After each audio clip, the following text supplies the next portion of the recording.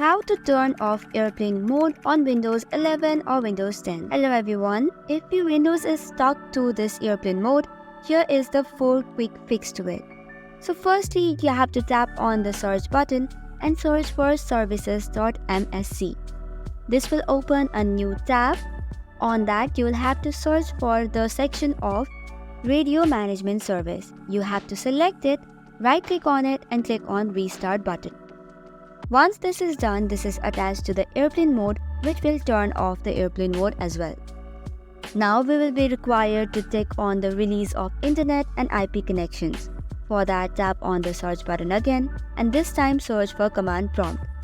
Click as CMD and run it as administrator. Once you have run this, you have some commands that needs to be followed. The first one is ipconfig/release, after that ipconfig/renew, and lastly ipconfig/flush DNS. Once this is done, you can turn off the command prompt.